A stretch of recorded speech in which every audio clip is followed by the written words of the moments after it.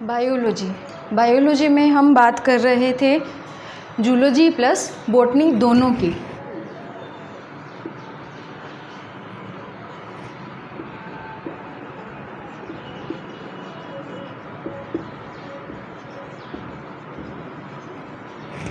Previous class में हम लोगों ने बात करी थी बायोलॉजी का इंट्रोडक्शन, और इंट्रोडक्शन में हमने ये बात की थी कि बायोलॉजी जो है इसमें दो पार्ट्स होते हैं, एक जूलॉजी और एक बॉटनी होती है। जूलॉजी में हमने बताया कि अध्ययन किया जाता है जंतुओं का, एनिमल्स का, और बॉटनी में अध्ययन किया जाता है वनस्पति का।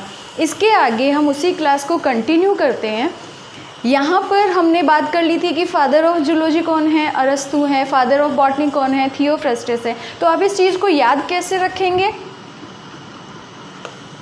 A to Z सुना होगा आपने, A to Z का मतलब सब काम होता है। तो हम इस चीज़ को इससे कनेक्ट कर सकते हैं कि A यहाँ पर अरस्तु के लिए ले लेते हैं और Z ले लेते हैं जूलॉजी के लिए। तो आप इसको इस तरीके से याद रख लेंगे, A to Z, यानी कि अरस्तु किसके फादर हैं? जूलॉजी के फादर हैं। तो बॉटनी के फादर को कैसे याद रखेंगे आप? BT। ये बहुत ही कॉमन सा नेम है, आपने BT कॉटन का, तो BT से आप याद रख सकते हैं B for botany and T for Theophrastus. तो ये याद रखने का एक ट्रिक हो गया। इसके बाद में हमने बात करी थी कि बायोलॉजी के फादर हैं, वो भी कौन हैं? अरस्तु हैं। तो अरस्तु बायोलॉजी के फादर है, इसको याद करने के लिए आप कैसे याद रख सकते हैं? AB। ये तो कंटिन्यू ही होता है तो हमें इजीली याद रह जाएगा। AB अरस्तु हैं, किसके फादर? बायोलॉजी के भी। या फिर आपने लोकल लैंग्वेज में सुना हो ए भाया या ए बायो, तो हम इसको याद कर सकते हैं ए बायो से भी।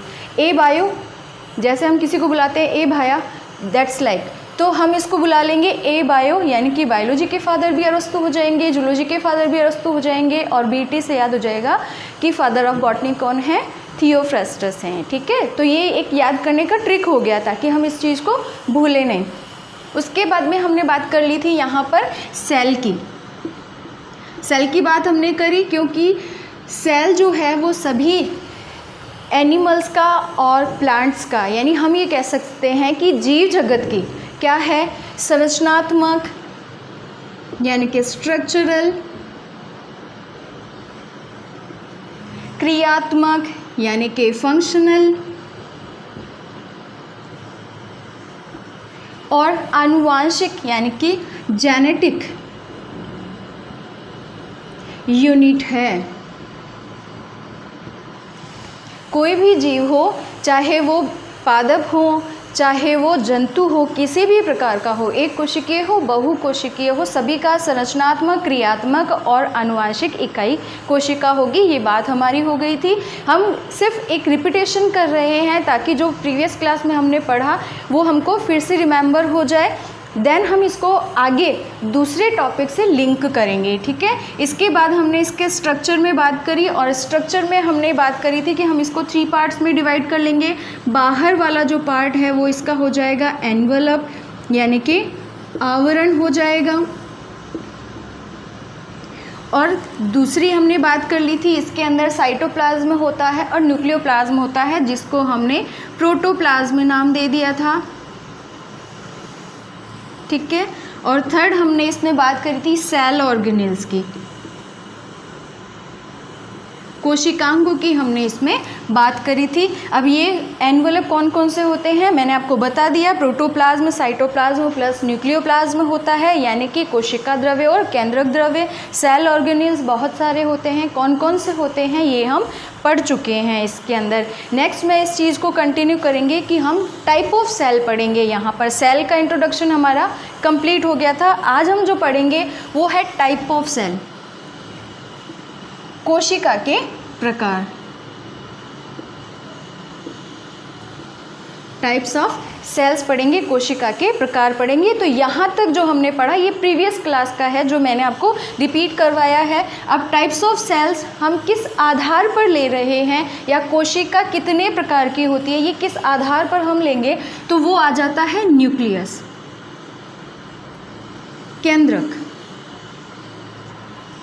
किस आधार पर हम कोशिकाओं को प्रकार में बांटते हैं या डिवाइड करते हैं, तो उसका आधार क्या होता है हमारे पास में? न्यूक्लियस होता है या केंद्रक होता है। तो एक बार हम थोड़ा सा केंद्रक के बारे में जान लेते हैं, ठीक है। तो केंद्रक क्या है? जो कोशिका हमारे पास होती है, उस कोशिका में एक बड़ा सेल ऑर्गेनेल होता है, कोशिकांग होता है जो बहुत महत्वपूर्ण है, उसको हमने केंद्रक नाम दिया है। ये केंद्रक क्यों है? क्योंकि ये केंद्र में पाया जाता है कोशिका के। कुछ कोशिकाएं ऐसी भी होती हैं जहाँ पर ये केंद्र में नहीं होकर के साइड में भी स्थित हो सकता है, परिधि से लगा हुआ भी हो सकता है। इसकी संख्या 1 या 1 से अधिक, 2 और 5 इस टाइप से भी हो सकती है। जैसा पैरामीशियम एक कोशिकीय जंतु है, यानी कि एक कोशिका है लेकिन उसके अंदर 2 केंद्रक होते हैं, ठीक है। तो हम यहाँ पर बात कर रहे हैं केंद्रक की। तो केंद्रक कोशिका के केंद्र में होता है। इसका एक अदर नाम जो हम दे सकते हैं वो होता है brain of the cell. Other नाम क्या दिया है हमने इसको? ब्रेन ऑफ द सेल, यानी कि हम इसको कह सकते हैं कोशिका का दिमाग। कोशिका का दिमाग क्यों कहा है? क्योंकि जिस प्रकार से हमारे शरीर में जो ब्रेन है नर्वस सिस्टम का एक पार्ट है, सेंट्रल नर्वस सिस्टम है, ये भी सेंट्रल पार्ट है, तो दोनों में समानता है। ब्रेन सेंट्रल नर्वस सिस्टम का पार्ट है, ये कोशिका का सेंटर है, ठीक है, इसलिए ये दोनों समानता रखते हैं। दूसरी चीज़, हमारा जो ब्रेन है वो हमारी बॉडी के अंदर जितने भी ऑर्गन हैं और ऑर्गन सिस्टम्स हैं उनके द्वारा जो भी काम किए जाते हैं उनको कंट्रोल करता है, उनको रेगुलेट करता है और कोऑर्डिनेट करता है, ठीक है। कंट्रोल करता है मतलब उनके द्वारा क्या काम किया जाना है, उस काम को कितना करना है, उसको नियंत्रित करता है।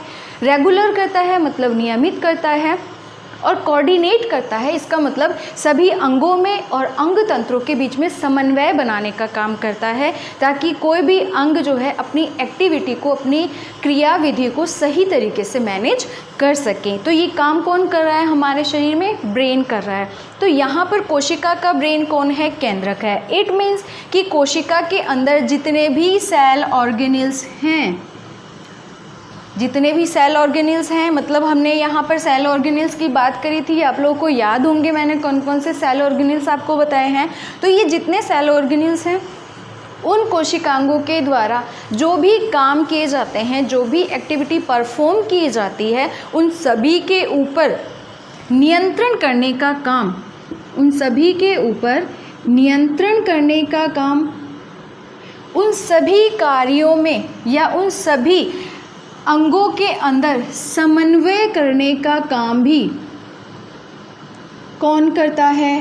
केंद्रक ही करता है। इसलिए हम इसको ब्रेन ऑफ द सेल कहते हैं। तो इस न्यूक्लियस के कारण या इसके आधार पर हमने कोशिकाओं को बांटा है, ठीक है। एक थोड़ी सी बात और कि केंद्रक जो है इसमें किस आधार पर बांटा है? केंद्रक के आधार पर। लेकिन केंद्रक के आधार पर कैसे? कि कुछ कोशिकाएं होती हैं जिनमें केंद्रक में ये बाउंड्री पाई जाती है जिसे हम क्या बोलते हैं? न्यूक्लियर मेम्ब्रेन, ठीक है, जिसे हम क्या बोलते हैं? न्यूक्लियर मेम्ब्रेन बोलते हैं।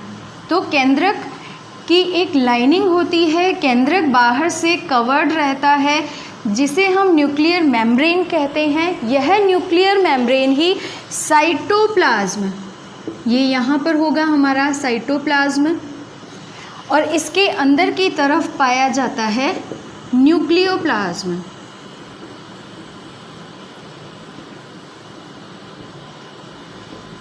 यानी कि कोशिका द्रव्य,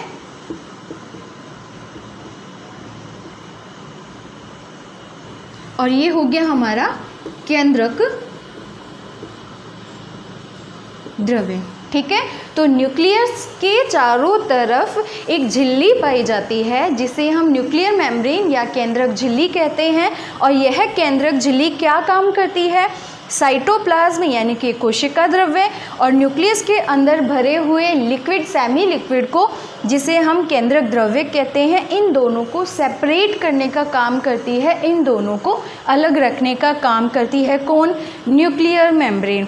अब टोटली अलग कर देगी तो जो कोशिका द्रव्य में पदार्थ हैं और जो न्यूक्लियस में पदार्थ हैं वो एक दूसरे से मिल नहीं पाएंगे, तो ऐसा तो है ही नहीं, क्योंकि यहाँ पर जो पोषक तत्व हैं उनकी आवश्यकता न्यूक्लियस को होती है, और न्यूक्लियस में कुछ पदार्थ ऐसे हैं जो यहाँ पर बनते हैं और उनको कोशिका द्रव्य में जाना जरूरी होता है, क्योंकि उनकी एक्टिविटी या उनका कार्य कोशिका द्रव्य में होता है। तो इसके लिए क्या चाहिए, हमें कुछ मार्ग चाहिए। वो मार्ग कहाँ पर होना चाहिए, इस मेम्ब्रेन के अंदर होना चाहिए।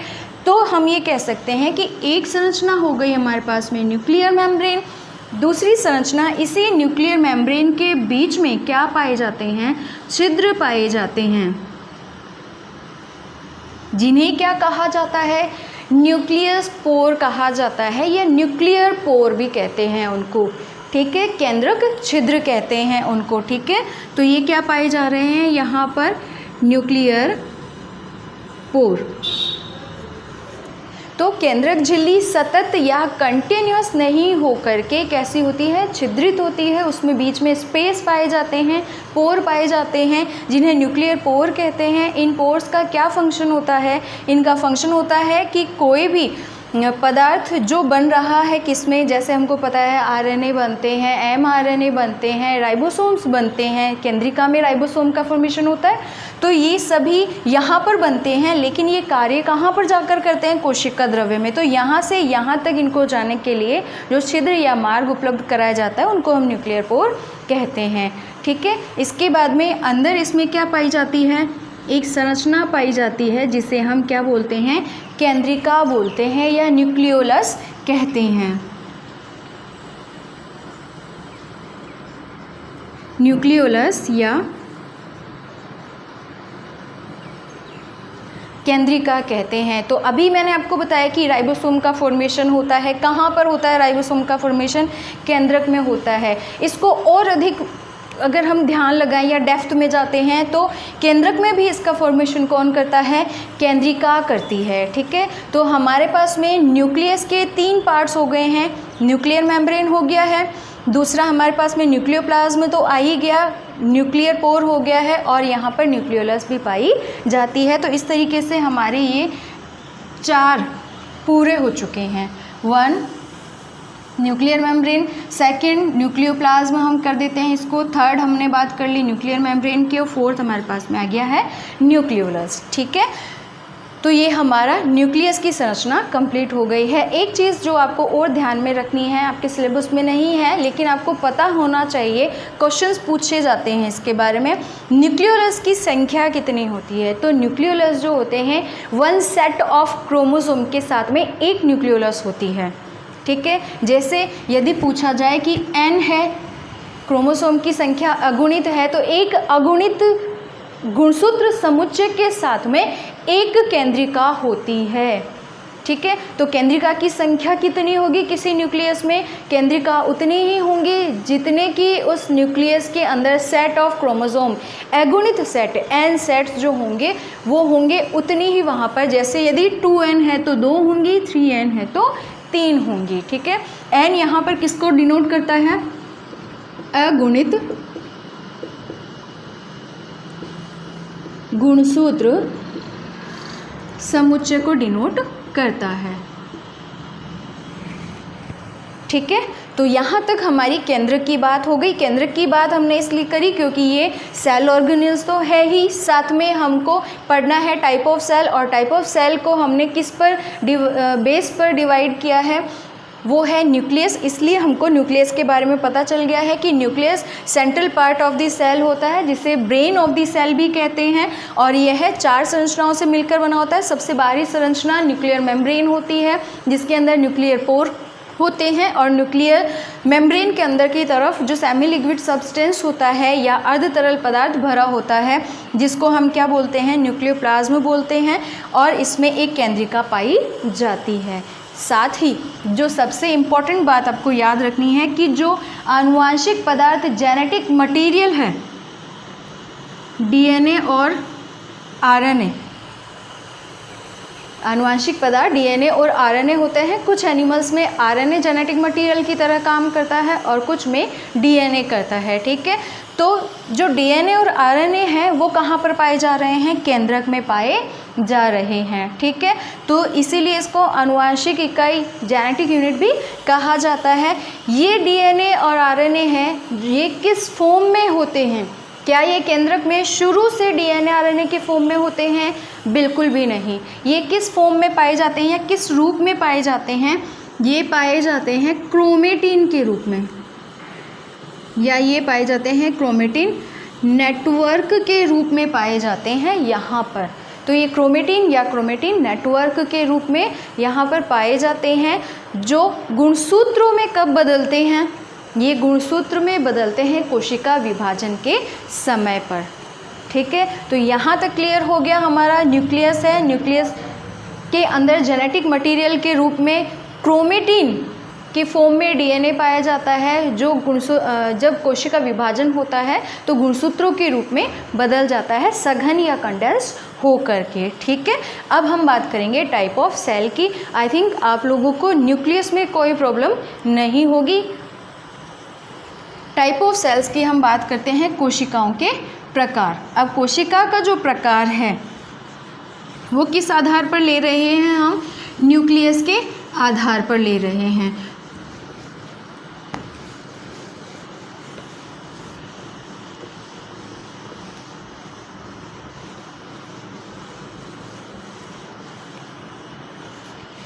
न्यूक्लियस के आधार पर में हमने बात करी न्यूक्लियस की। न्यूक्लियस के चारों तरफ झिल्ली पाई जाती है जिसे हम न्यूक्लियर मेम्ब्रेन कहते हैं। तो हमारे पास में कोशिकाएं हो जाएंगी दो प्रकार की, 2 टाइप्स ऑफ सेल। 2 प्रकार की हो जाएंगी, 2 प्रकार की होंगी। उनके नाम क्या देंगे हम?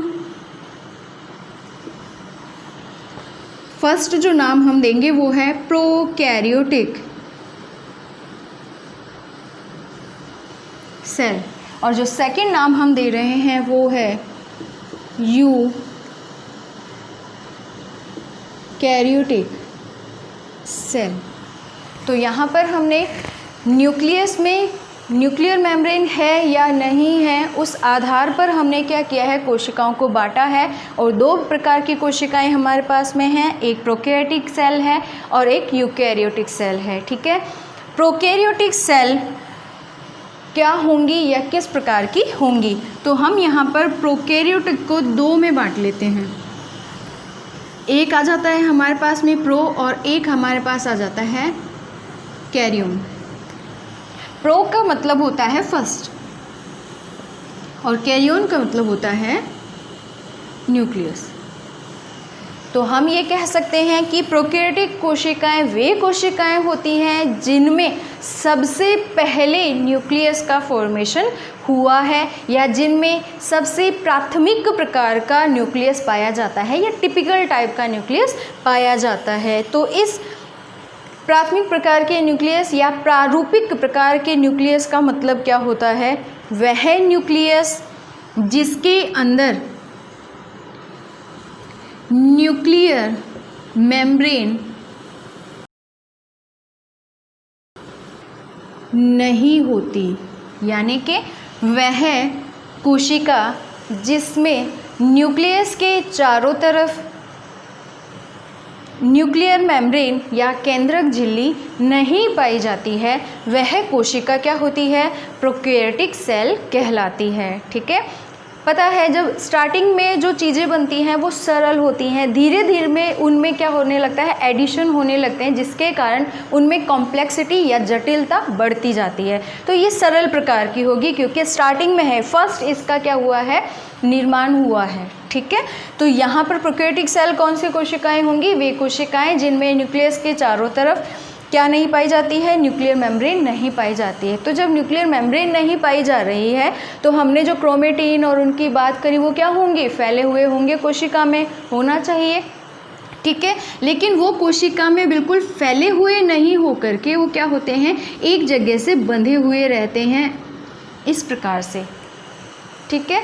तो ये जो संरचना बनती है जिसके चारों तरफ न्यूक्लियर मेम्ब्रेन नहीं है, इस टाइप का जो न्यूक्लियस है उसे हम न्यूक्लियस नहीं कहकर क्या बोलते हैं, न्यूक्लियोइड बोलते हैं। क्या बोलते हैं इसे, हम न्यूक्लियोइड बोलते हैं। तो अब आपको दो चीज़ें ध्यान में रखनी है। प्रोकैरियोटिक सेल वे कोशिकाएं जिनमें केंद्रक झिल्ली नहीं पाई जाती है, यानी कि केंद्रक जो है वो असीमित होता है, कोई सीमा और रेखा उसके चारों तरफ नहीं होती है। और दूसरी बात, जब सीमा रेखा चारों तरफ नहीं होती है तो उसके अंदर जो जेनेटिक मटेरियल है, आनुवांशिक पदार्थ है, वो एक बॉल के रूप में एक जगह पर इकट्ठा रहता है और उसे क्या कहा जाता है, न्यूक्लियोइड कहा जाता है। जिन जंतुओं में प्रोकैरियोटिक सेल्स पाई जाती हैं उन्हें हम प्रोकैरियोट्स कहते हैं। क्या कहते हैं, उन्हें हम प्रोकैरियोट्स कहते हैं। ठीक है, नेक्स्ट बात करते हैं हम यूकैरियोटिक सेल की। यूकैरियोटिक सेल का मतलब क्या होगा, यू, और कैरियोन का मतलब आपको पता ही है क्या होता है, न्यूक्लियस। तो हम यहाँ पर यू का मतलब जानते हैं, यू होता है ट्रू। यू क्या होगा, ट्रू, यानी कि वास्तव। वास्तव का मतलब क्या होगा, या सत्य का मतलब क्या होगा कि वह कोशिका, वह सेल जिसके अंदर वास्तविक न्यूक्लियस का मतलब जिसकी स्टडी अभी जस्ट हमने की है कि जिसके अंदर न्यूक्लियर मेम्ब्रेन होगी, वो न्यूक्लियस क्या कहलाएगा, या उस न्यूक्लियस युक्त कोशिका क्या कहलाएगी, यूकैरियोटिक सेल कहलाएगी। ठीक है, तो अभी पहले जो कोशिका की संरचना हम पढ़ चुके हैं वो संरचना किस कोशिका की है, यूकैरियोटिक सेल की है। ठीक है, तो यूकैरियोटिक सेल के बारे में आपको सिर्फ इतना ध्यान रखना है कि इसके अंदर ट्रू न्यूक्लियस पाया जाता है, और ट्रू न्यूक्लियस का मतलब होता है न्यूक्लियस जो कि न्यूक्लियर मेम्ब्रेन से सीमित रहता है या घिरा हुआ रहता है। तो ये हमारा हो गया है यहाँ पर टाइप ऑफ सेल। ठीक है, इसके बाद में हम बात करेंगे कि कोशिकाएं हमारे पास में दो प्रकार की हो गई हैं। इसके अलावा हम इनको जंतु कोशिका और पादप कोशिका में भी डिवाइड कर सकते हैं। जो मैंने आपको पहले बताया है कि जंतु कोशिका और पादप कोशिका में जो मेन डिफरेंस होता है वो किस चीज़ का होता है, सेल वॉल और सेल मेम्ब्रेन का होता है। साथ ही इनमें क्लोरोप्लास्ट, हरित लवक का डिफरेंस भी होता है, तो इसकी हम पहले बात कर चुके हैं। अभी मैं जो बात कर रही हूँ वो ये कि जो कोशिका है, ये कोशिका, एक कोशिका से भी जंतु का निर्माण हो सकता है और बहुत सारी कोशिकाओं से भी जंतु का निर्माण होता है। तो इस आधार पर हम, यानी कि नंबर ऑफ सेल, कोशिकाओं की संख्या के आधार पर कि जंतुओं के अंदर कितनी कोशिकाएं हैं या जंतु कितनी कोशिकाओं से मिलकर के बना है, उस आधार पर हमने जंतुओं को बांटा है। किसको बांटा है, एनिमल्स को। किस में बांटा है, कितने भागों में बांटा है, तो हमने एनिमल्स को क्या कर दिया है, यहाँ पर 2 पार्ट्स में ले लिया है। कौन कौन से,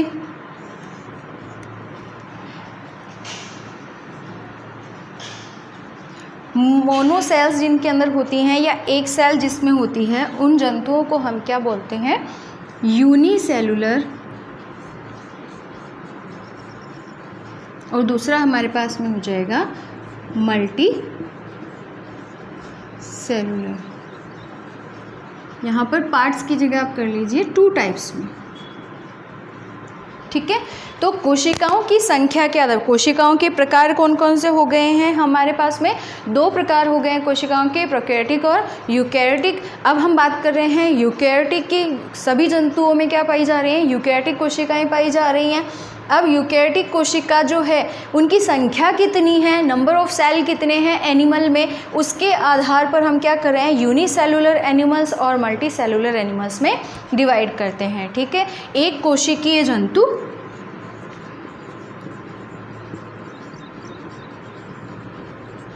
और बहुकोशिकीय जंतु।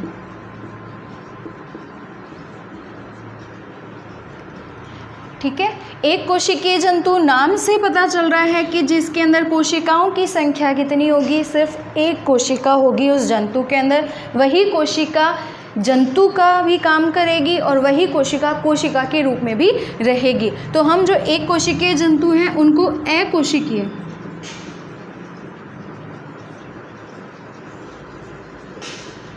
जंतु भी कह सकते हैं। क्यों? क्योंकि यदि हम उसको एनिमल मान रहे हैं, एक एनिमल है, तो उसके अंदर किसी भी प्रकार की और कोशिका नहीं है, तो वो क्या हो जाएगा? अकोशिकीय हो जाएगा। ठीक है। और अगर हम जंतु नहीं कह रहे हैं तो उस समय पर वो सिर्फ एक कोशिका है, इसलिए वो जंतु कैसा है? एक कोशिकीय जंतु है। एग्जाम्पल हम देख सकते हैं यहाँ पर, एक कोशिकीय जंतुओं के अंदर हमारा जो अमीबा है,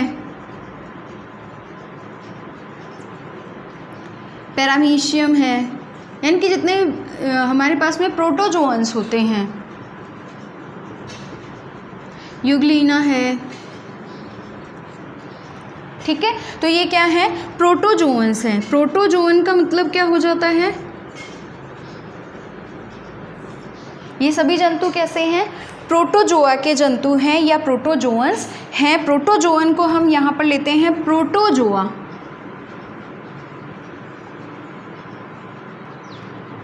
प्रोटो का मतलब फर्स्ट, जोआ का मतलब हो गया एनिमल।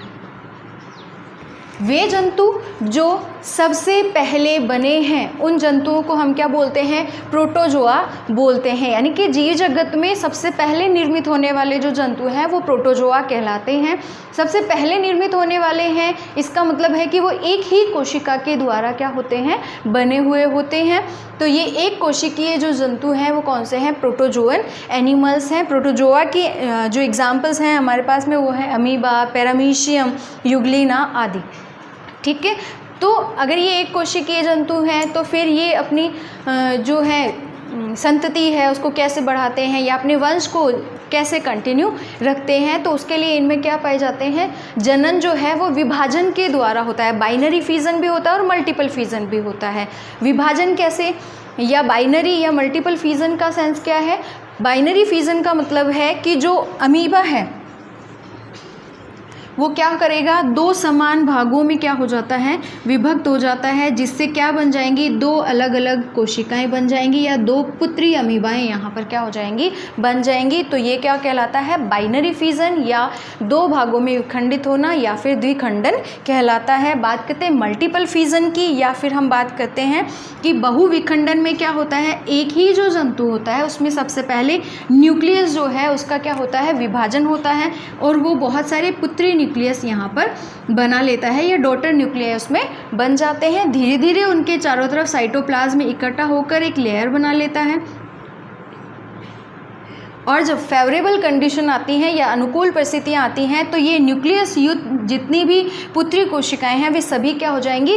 अलग हो जाएंगी। और जितनी कोशिकाएं अलग होंगी उतने ही जंतु उससे क्या हो जाएंगे? बन जाएंगे। ठीक है। तो इस प्रकार से ये अपनी संख्या को क्या करते हैं? बढ़ा लेते हैं। ठीक है। तो ये हो गई है एक कोशिकीय जंतुओं की बात। इसीलिए जो अमीबा की हमने बात करी है, अमीबा को अमर जंतु भी कहते हैं। ये इमॉर्टल होता है, ये मरता नहीं है, अमर होता है। क्यों होता है? क्योंकि ये अपनी संख्या को निरंतर क्या करता रहता है? बढ़ाता रहता है। एक ही कोशिका नई पुत्री कोशिकाओं में विभक्त हो जाती है। इसके बाद में हम बात करें यहाँ पे पैरामीशियम। पैरामीशियम का एग्जाम्पल भी मैंने आपको पहले दिया है कि जो कोशिकाएं होती हैं उनके अंदर मोस्टली जनरली एक ही क्या होता है? न्यूक्लियस होता है। लेकिन पैरामीशियम एक एग्जाम्पल है जिसके अंदर दो न्यूक्लियस भी होते हैं। पैरामीशियम आपने देखा होगा इस प्रकार से,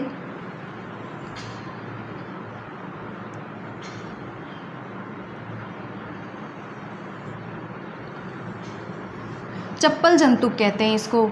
चप्पल जंतु क्यों? क्योंकि चप्पल के जैसा शेप या स्लीपर जैसा इसमें शेप आता है। तो इसमें दो न्यूक्लियस होते हैं, एक बड़ा न्यूक्लियस होता है और एक छोटा न्यूक्लियस होता है। और इसके चारों तरफ क्या पाए जाते हैं? सीलिया पाए जाते हैं, जो कि इसको गमन में क्या करते हैं? सहायता करते हैं। ठीक है। तो इसमें क्या पाए जाते हैं? दो न्यूक्लियस पाए जाते हैं। तो ये पैरामीशियम। इसके बाद में हम बात कर लेते हैं यूग्लिना की। यूग्लिना क्या होता है? पादप और जो जंतु हैं उन दोनों के बीच का कनेक्टिव लिंक होता है। कौन? यूग्लिना। तो ये चीज़ आपको याद रखनी है, ये नाम आपको याद होना चाहिए युग्लिना का। क्यों होना चाहिए कि बार बार क्वेश्चन पूछा जाता है कि पादप और जंतुओं के बीच का कनेक्टिव लिंक कौन होता है, या ऐसा कौन सा जंतु है जिसमें पादपों के गुण भी पाए जाते हैं और जंतुओं के गुण भी पाए जाते हैं, तो वो कौन होता है? युग्लिना होता है। ठीक है, इसको ऐसा क्यों कह रहे हैं? क्योंकि युग्लिना वह जंतु है जो स्वपोषी भी होता है और परपोषी भी होता है। स्वपोषी का मतलब है कि जो अपना भोजन स्वयं बना सकता है। तो जंतु तो कभी भी स्वपोषी नहीं होते, वे परपोषी होते हैं, हमेशा अपना भोजन दूसरों से ग्रहण करते हैं। तो यदि ये जंतु है तो स्वपोषी क्यों है? क्योंकि इसके अंदर क्लोरोप्लास्ट, क्लोरोप्लास्टिड्स पाए जाते हैं, हरित लवक की उपस्थिति इसमें होती है, जिसके कारण ये अपना भोजन स्वयं बना लेता है। ठीक है, तो स्वपोषी भी होता है और परपोषी भी होता है। क्लोरोप्लास्ट की उपस्थिति इसको पादप और जंतु दोनों के बीच का लिंक बनाती है। ठीक है, ये हमारी बात हो गई यहाँ पर यूनिसेलुलर या एक कोशिकीय जंतुओं की। इसके बाद में हम बात करते हैं मल्टी सेलुलर जंतु। मल्टी सेलुलर जंतु जो हैं इनकी हम बात करते हैं। मल्टी का मतलब होता है बहुत सारा, मैनी, जिनके अंदर बहुत सारी कोशिकाएं पाई जाती हैं, वे जंतु क्या कहलाएंगे या वे प्राणी क्या कहलाएंगे? बहुकोशिकीय प्राणी कहलाते हैं। ठीक है, तो बहुकोशिकीय प्राणियों में कोशिकाओं की संख्या बहुत सारी होती है, बहुत सारी कोशिकाएं जिनमें होती हैं वो मल्टी सेलुलर होती हैं। इसके एग्जाम्पल आप प्रोटोजोआ के बाद से, ये तो चला गया हमारा प्रोकैरियोट में, यूनिसेलुलर में, उसके बाद में जो पोरीफेरा होता है, पोरीफेरा से लेकर आप इकाइनोडर्मेटा